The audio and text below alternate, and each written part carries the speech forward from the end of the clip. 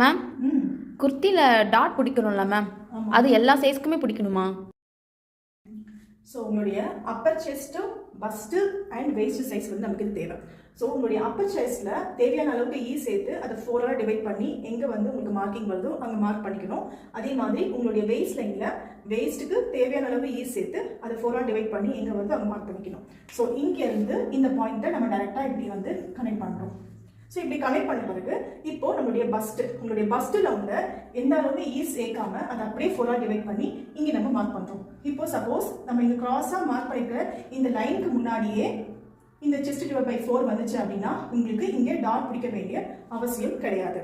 If suppose உங்களுடைய first ரவுண்டை 4ஆல் divide பண்ண பிறகு அங்கே ஸ்லாண்டிங்காக போட்டிருக்க லைனுக்கு அவுட்டரில் வந்துச்சு அப்படின்னா இப்போ பஸ் லைனில் அவுட்டர் பார்ட்டில் நமக்கு எவ்வளோ வந்து இன்ச்சஸ் அதிகமாக இருக்கோ அதே இன்ச்சஸை வெயிஸ்ட் லைன்லையும் மார்க் பண்ணி இப்போ இந்த மாதிரி ஒரு ஸ்லாண்டிங்காக லைன் போட்டுக்கலாம். இப்போ வெயிஸ்ட் லைனில் இருக்கிற எக்ஸஸாக இருக்கிற அந்த இன்ச்சஸை வந்து நம்ம இங்கே வந்து டாட்டாக வந்து கன்வெர்ட் பண்ணிக்கலாம். ஸோ இப்போ இந்த டாட் வந்து ஹிப் லைன்லேருந்து ஒரு 1 inch அபவ் வரைக்கும் நம்ம இதை ஸ்டார்ட் பண்ணிக்கலாம். ஸோ எப்பெல்லாம் அப்பர் செஸ்ட்டை விட பஸ்ட் சைஸ் அதிகமாக இருக்கிறவங்களுக்கு அவங்களுக்கு மட்டும் இந்த டாட்டட் குர்த்தி பண்ணால் போதும்.